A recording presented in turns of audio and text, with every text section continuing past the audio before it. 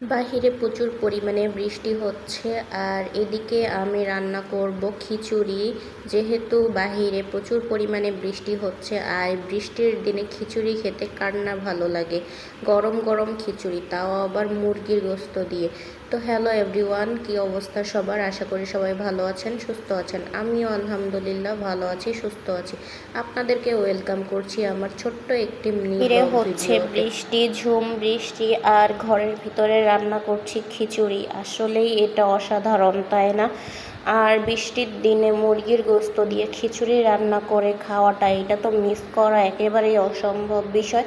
তো যার জন্য আমি আজকে আমার ঘরে আমার পরিবারের জন্য রান্না করতেছি মুরগির গোশত দিয়ে খিচুড়ি, আর যেটা আমি আপনাদের সাথে শেয়ার করতেছি। তো এখানে আমি ফার্স্টে মুরগির গোশতের মশলাটাকে কষিয়ে নিব।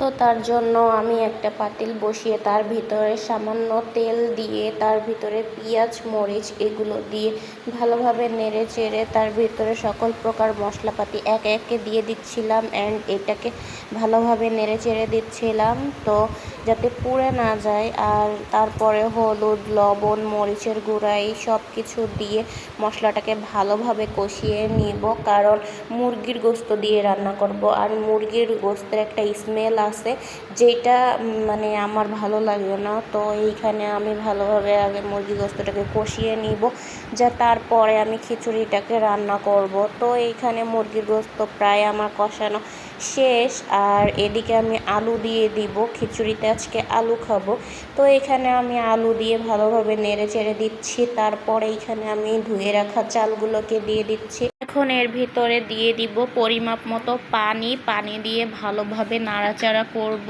তারপরে এখানে রান্না শেষ হওয়া পর্যন্ত অপেক্ষা করব। তো পানি দেওয়ার পরে যেহেতু পাতিলটা ছোট হয়ে গেছিলো, ধরতেছিল না, যার জন্য আমি এখানে পাতিলটা চেঞ্জ করে দিয়েছি। আর এর ভিতরে দিয়ে দিলাম কয়েকটা গোটা কাঁচামরিচ।